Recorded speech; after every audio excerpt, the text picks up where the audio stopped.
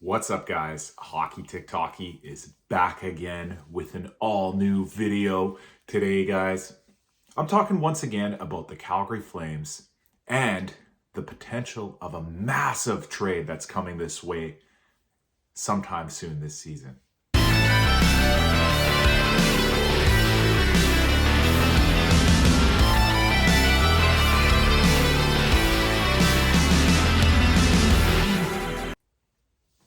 So full disclosure, guys, this is all rumors. This is all hearsay.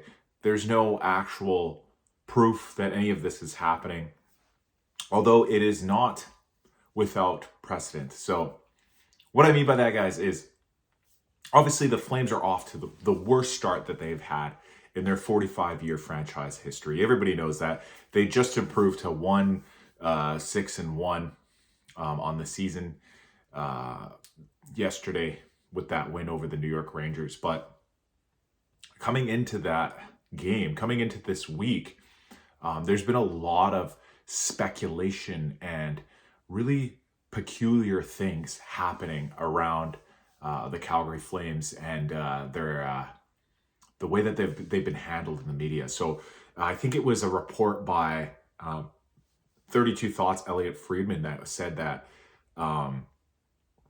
Nazem Kadri's no move clause actually got modified this year into a 13-team no trade list.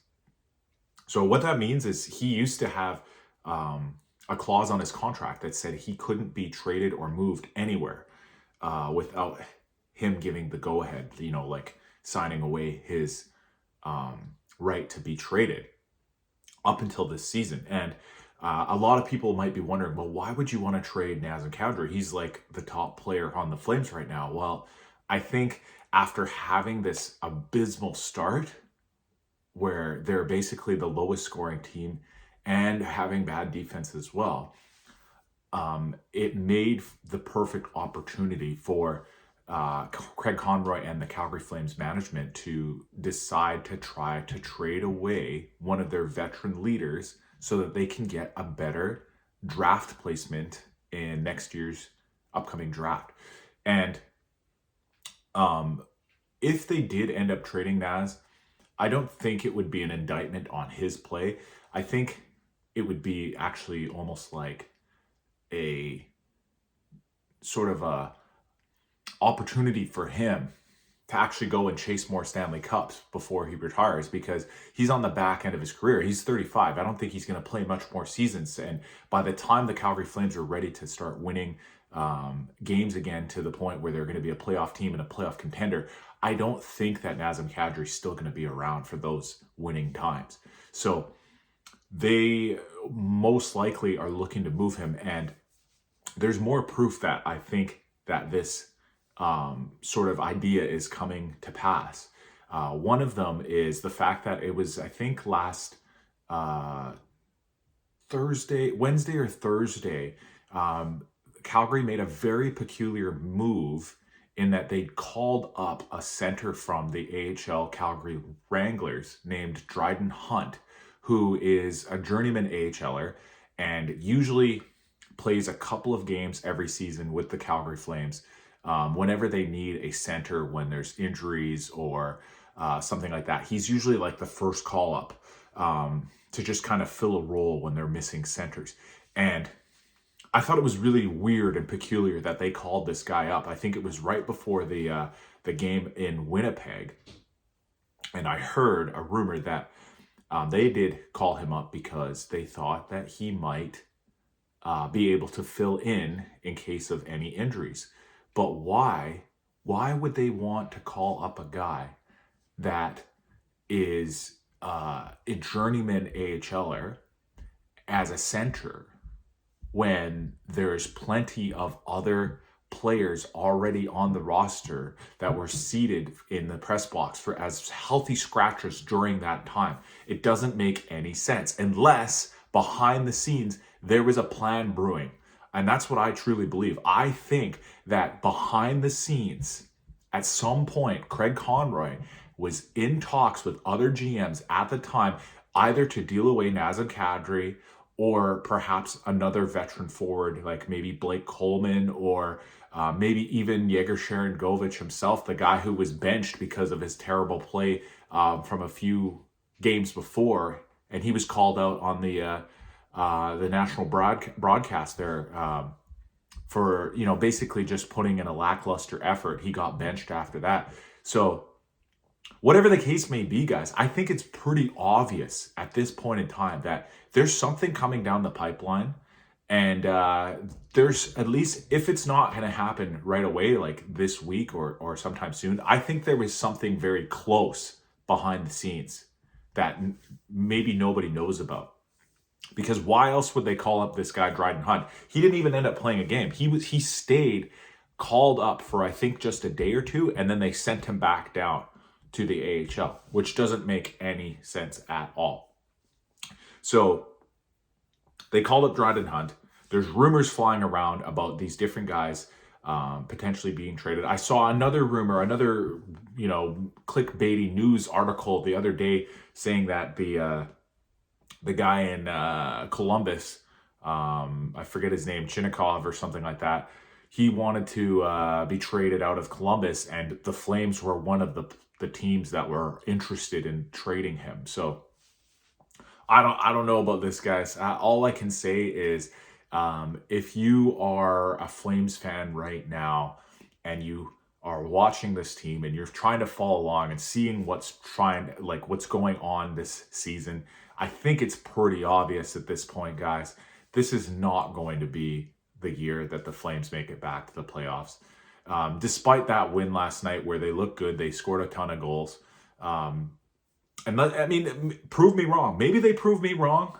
Maybe there's some bounce back. The fact of the matter is, guys, is the scoring has not been there.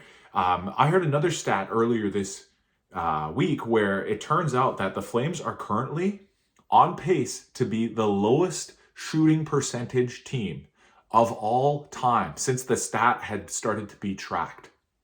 So that means that they have the worst accuracy on their shots in the history of the NHL ever since they started actually checking and tracking that stat. Obviously, this can't continue. They'll probably come back up a little bit. The pucks will start finding a way in eventually, but it just doesn't seem like this is destined to be their year. It just seems like they're destined to take a little bit of a step back right now.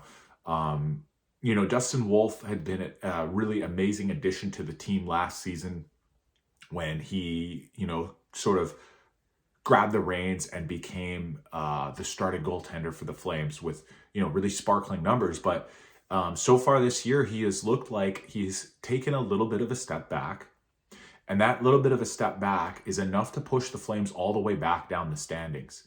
I truly believe that last season when the Flames were the best team to not make the playoffs, so they were the best of the worst, basically, last year, that was their ceiling at that time. They overperformed what they should have been able to accomplish due to the fact that they had a really strong goaltender and really strong defense. At this point, I think with the way that the season has started, the hole is too big to dig out of. Even if they won 6 games in a row, starting with last night's win against the Rangers, even if they win the next 5 in a row, then we'll say, I still think that they wouldn't even be sitting in a wild card playoff spot if they won their next 5 in a row because of how big of a hole they've already dug themselves. They'd be around there. They'd probably be within a shot, like within a point or two of collecting a wild card spot at that point. But at that point, we're already 20 games into the season.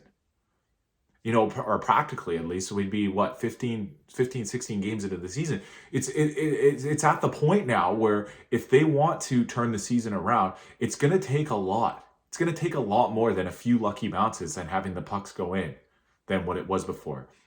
It's riding on too many guys that are just having lackluster years.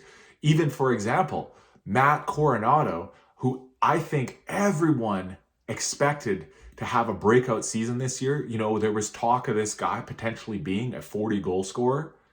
He got benched last night as a healthy scratch. What does that tell you? This guy just signed an 8-year contract too. He's not He's not even in his prime yet, guys. And he's falling out of favor with the coach right now. And he was being talked about as a 40 goal getter, potentially. Potential can be up here, but it doesn't matter how high your potential is if you're not able to accomplish it. So anyways, this has just been my little hockey podcast rant of the day, guys. Let me know what you think in the comments down below about this season. Are they going to tank? Are they going to make a trade? Are they going to do something to salvage the season? Or is this just a lost year? And sound off in those comments. Let me know, guys.